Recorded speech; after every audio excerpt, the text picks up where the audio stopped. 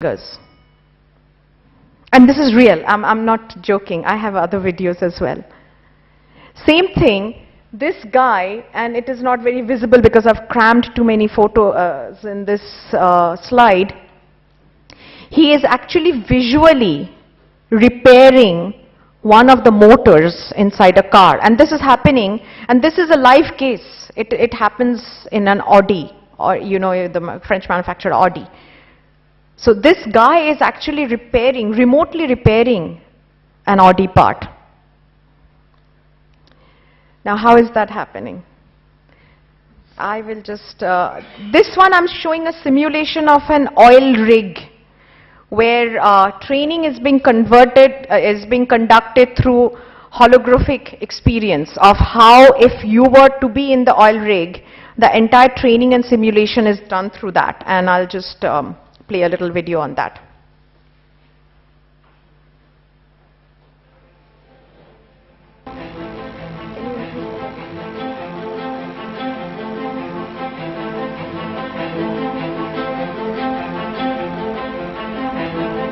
This is an actual oil rig, but this is somebody who's sitting in a room wearing the glasses and is able to, it's immersive, so you get into it.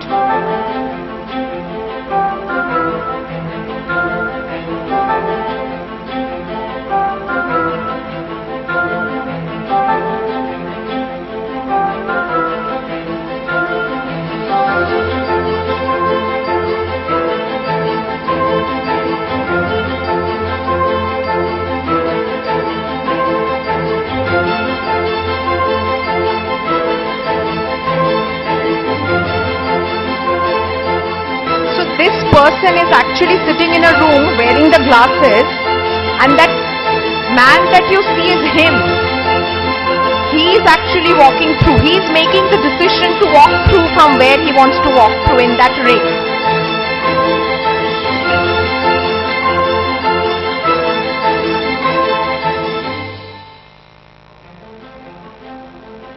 So he feels he is walking. When this person is wearing these glasses, he is actually walking through that rig. I'll just fast forward where I'll show, let me see if I can see how, there's a repair that is remotely done.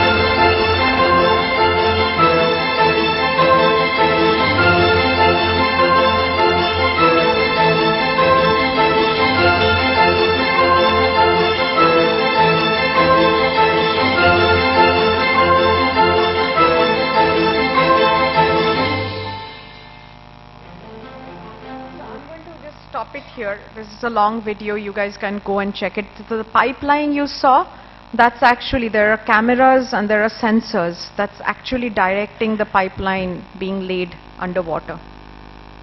And there is no human interface.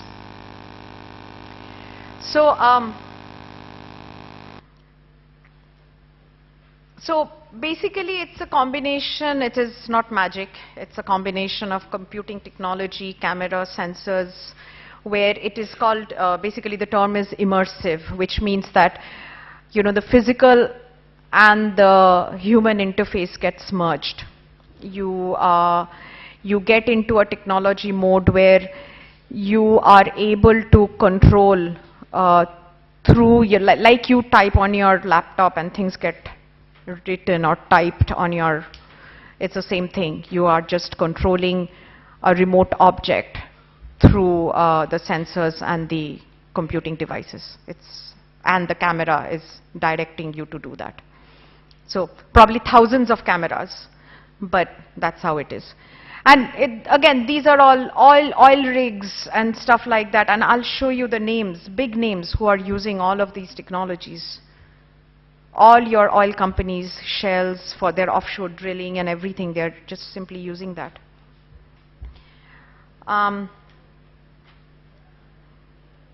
So these are some of the names. Actually, this is hardly any of the names who are using these kinds of technologies. Go to YouTube, go to Google, anywhere, just type the names and you'll find what's happening in there.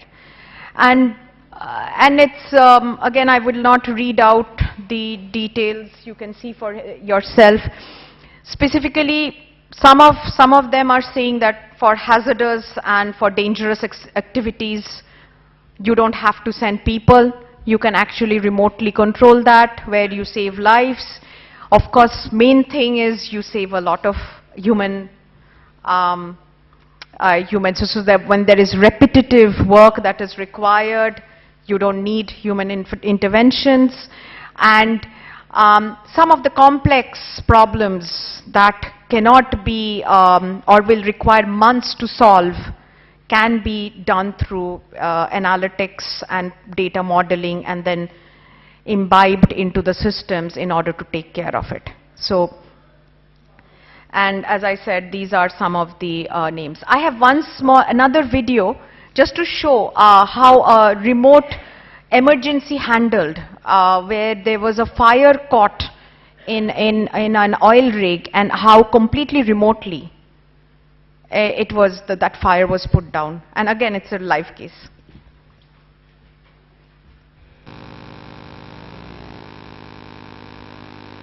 I think the audio on this one is not working. That's okay, that's fine. So there's the fire. So the computer aid is, this person is even getting a picture of where he can actually.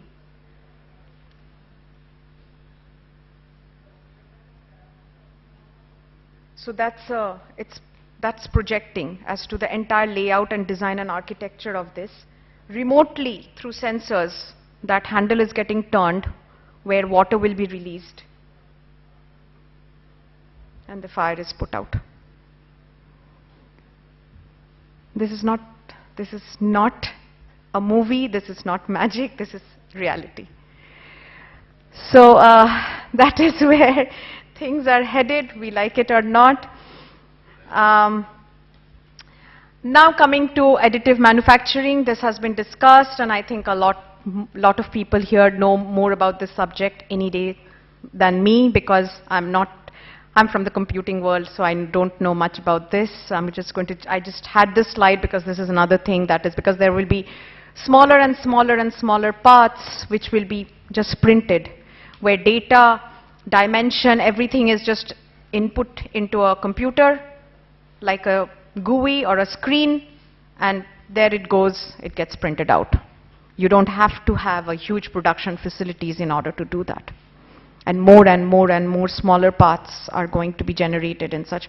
Already a lot of medical equipment is getting done through 3D printing. So medical science has moved a lot towards 3D printing, and I'm sure it's going to take over other areas as well.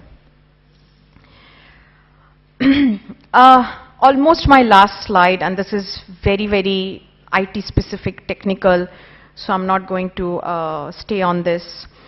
This is again how the aspects of data modeling and cognitive computing as to how it is happening, what is a device connectivity platform and things like that. So I'm not going to go very much deep into it. Just wanted to say that these are the technologies that are actually building what you just saw. So one is the cloud platform, the other is the telecom communication pipe that you see, the 5G, 4G, 3G, and many more Gs that we are going to get into. And then artificial intelligence that is getting built as a part of where machine keeps on learning from trends. It is, again, not a huge, basically it is data modeling and a repeated model. The computer starts to recognize the pattern and then based on that pattern, it knows how to make decisions. So many a times we kind of feel, give ourselves the credit like, okay, maybe the manual jobs will be taking and the thinking job will remain with the humans because the most complex of decisions can be taken by humans. Believe me, today, in New York Times and places like that, articles are written by robots. It's not real. They have the ability to read news feed from every corner of the world, and the computer itself kind of writes down the article. Again, go and check it out. It's on the web. It is happening today. So, you know, I feel like I'm like harborer of such bad news, but this is where the world is going towards technology, and the session was technology and disruption, so I thought I will bring it into. Thank you, ladies and gentlemen.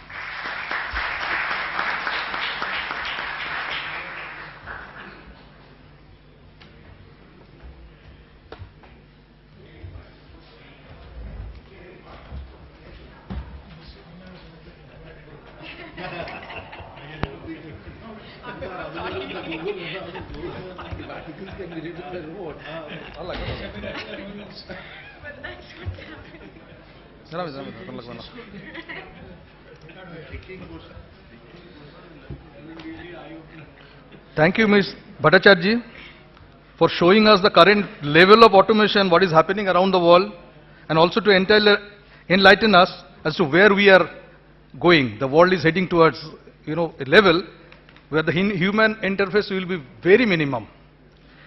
Anyway, that's the reality. So, you have heard the presentation from 6 eminent speakers. Now I declare the floor open for interactive session. Any of you can ask questions to the speakers directly.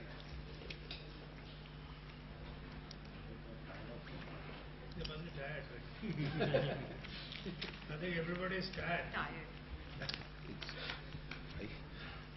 Thank you. I would now request Mr. Chakraborty to come to the dais and take over.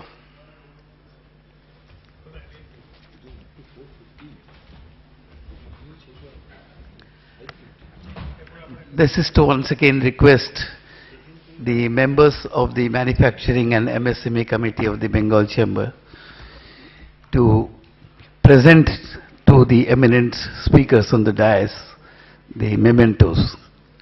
I would firstly request Mr. the Chairperson of the Manufacturing and MSME Committee, Mr. Dev Kumar Basu, to present a memento to Professor Shekhar Chaudhary.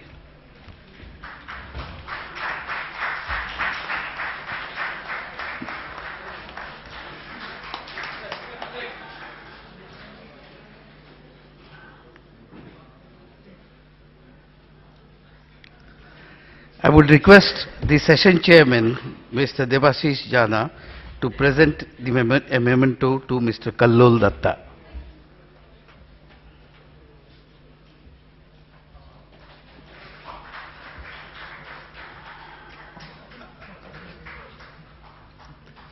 Request Mr. P.K. Sen to hand over a memento to Mr. Vivek Chauhan.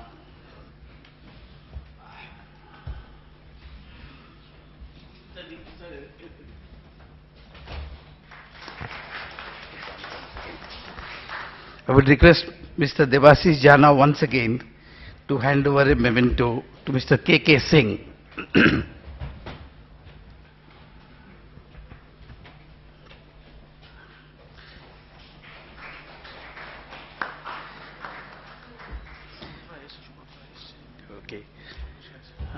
This is the request Mr. Subrato Roy to hand over a memento to Ms. Kasturi Bhattacharya.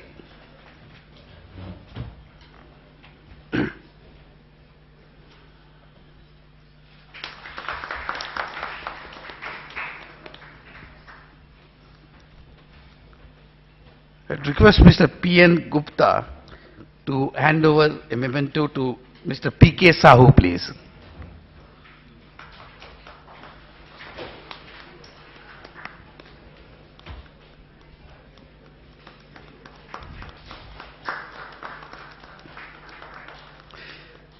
Thank you very much. Would request the some eminent speakers to be on the stage for a few seconds for a group photograph, after which I would request Mr. Devasish Jana to conclude the session for day one. You know?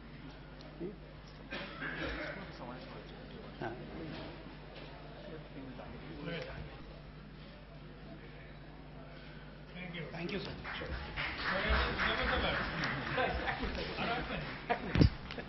Sir, please just go in, sir. Somebody just go in.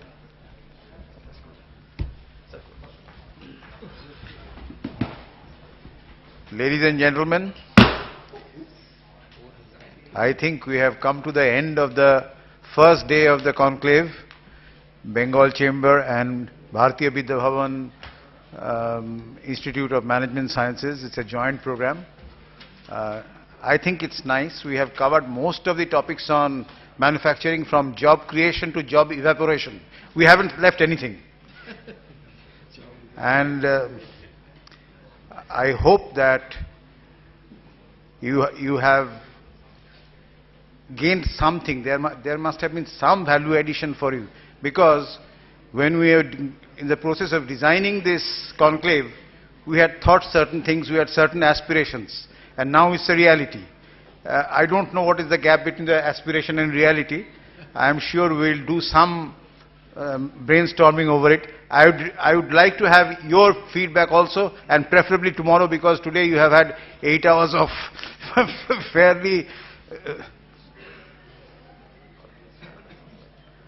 fairly difficult schoolboyish dose. Tomorrow we'll reassemble at 9:30, and the tea is waiting for you outside. Thank you. Thank you.